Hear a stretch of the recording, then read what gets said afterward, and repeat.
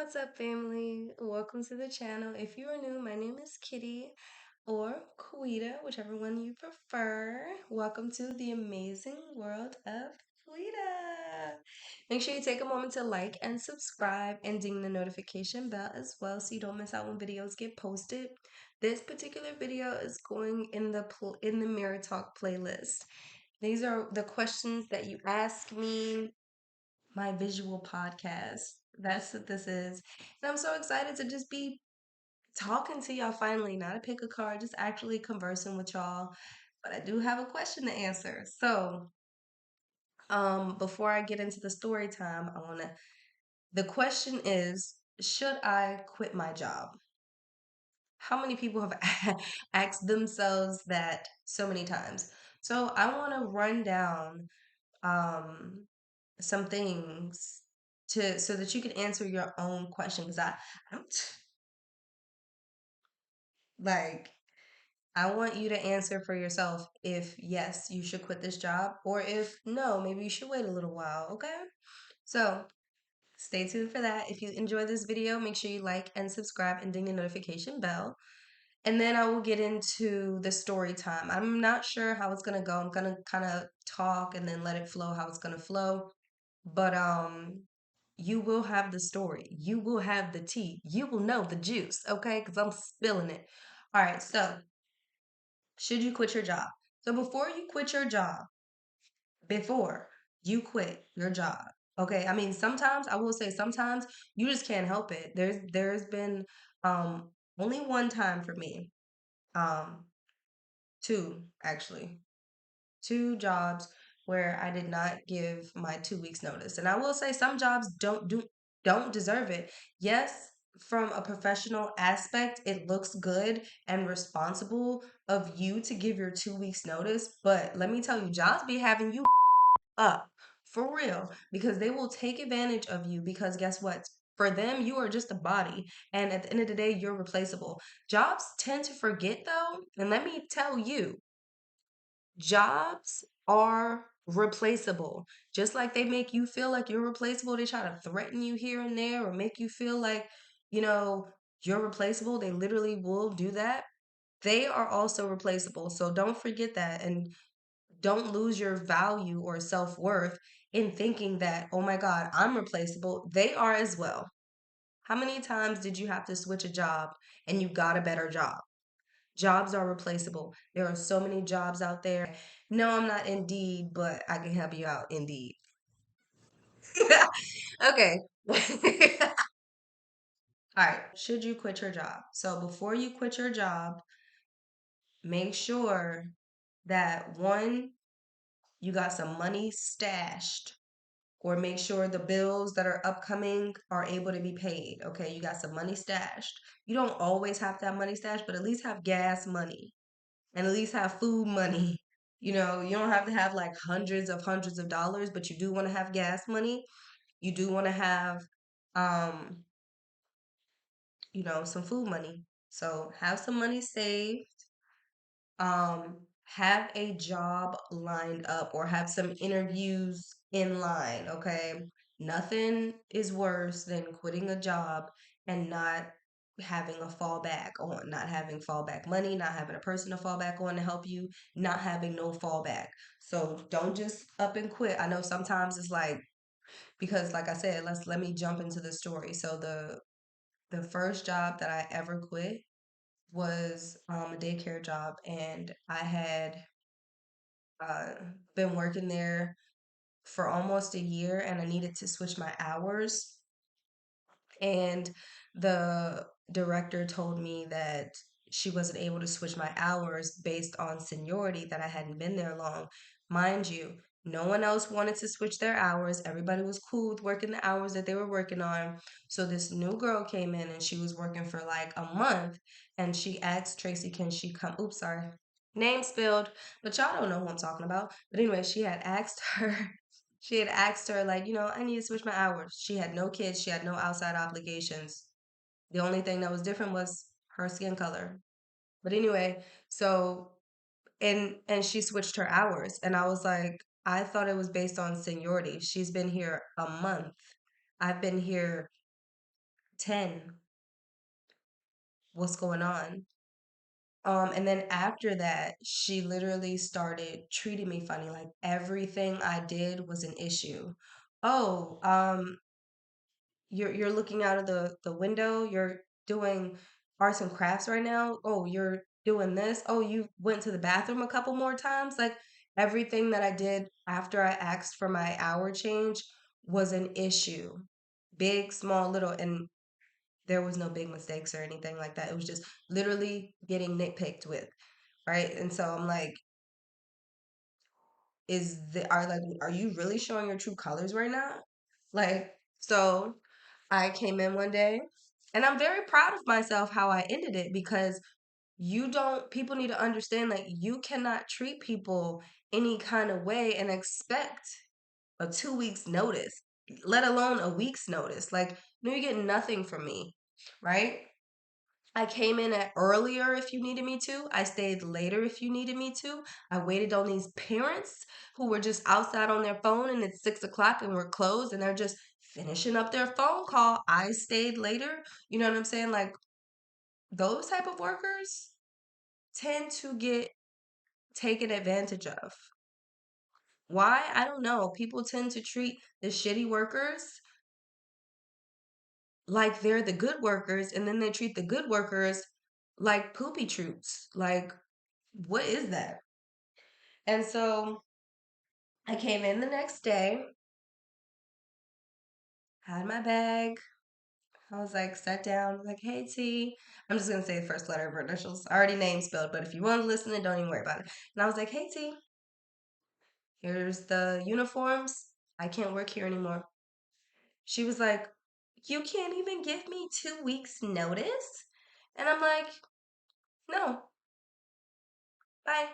And she was like, M? And I felt so good walking out there, like, mm, mm, because you don't treat people like that. Did I have a job lined up though? I did not. But I quickly got another one within like a week or two, so it wasn't a big deal. But I would say definitely have something lined up so it's not much of a panic and you don't really have anxiety or anything like that. So to avoid that, have a job or some interviews lined up. Um, the then I would say like, oh, should you quit your job? Are they mistreating you? Are they taking advantage of you? Are they playing with your money?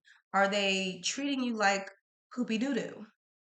Um, are like, what's your working conditions? You know what I'm saying? Are you, because like a reason why I left this recent job that I left is because I was literally, or my shift, but I'm saying I because I'm talking about myself.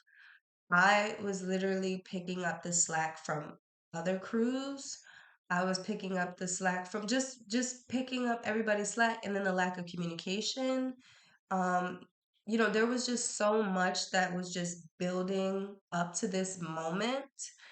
And when I finally decided to put in my 2 weeks notice, which I'm like, that was the professional thing to do instead of just surprising them like, hey, you won't see me no more. This is my last day. I decided to give them the 2 weeks notice because me being professional and everything. But so yeah, first things first is when you're asking yourself, should you quit your job? How are they treating you? What are the benefits? Do you have another job lined up? Can you quickly get another job? Do you have some money stashed to the side so you're not stressing about how you're gonna make ends meet until you get this interview, until you get this job? Or do you not have gas money to get to these interviews? So those are some things that you want to think about before you decide to quit. Another thing that I will say is think about when you're thinking about your next job, think about the type of work that you would really want to be in, the type of skills that you would really want to learn, and then go for jobs like that.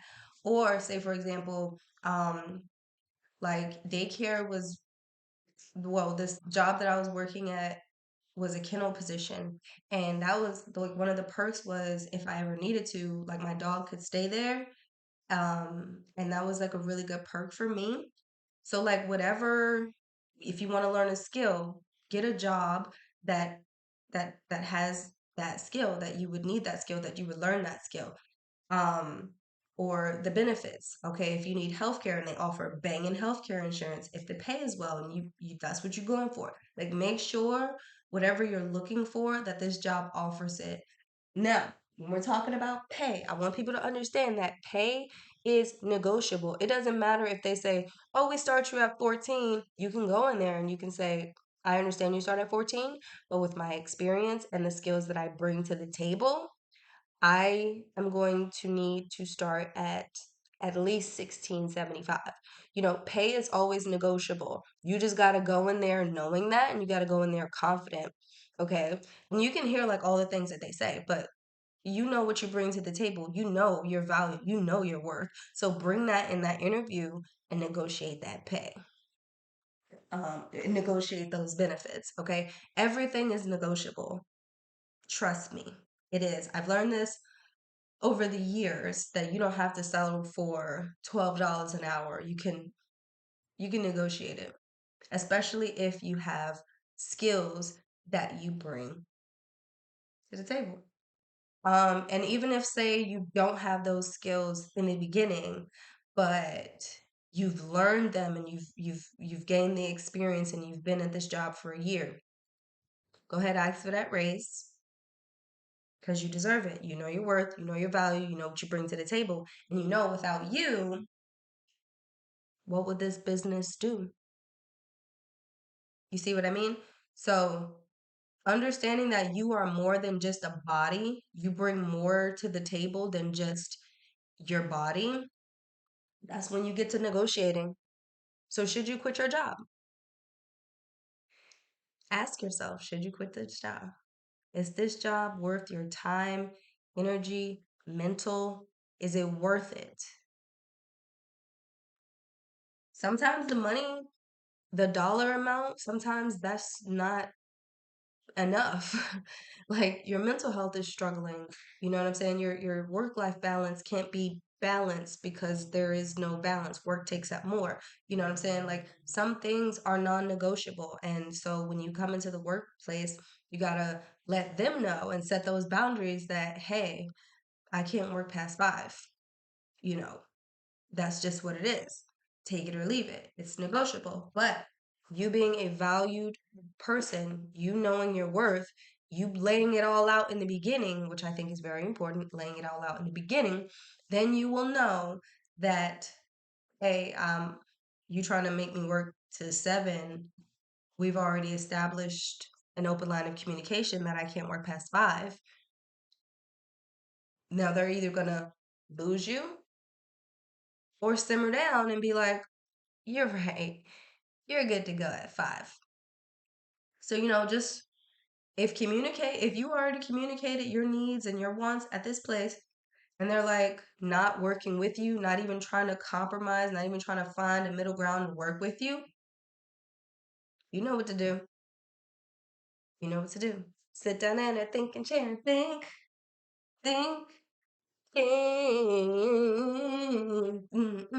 Why is Blues Clues coming to my mind right now? But yeah, so there. And just a quick little story time. Just a quick, just a quick to wrap it up. Little story time. So I put in my 2 weeks and my boss decides, oh yeah, we got your shift covered. No need.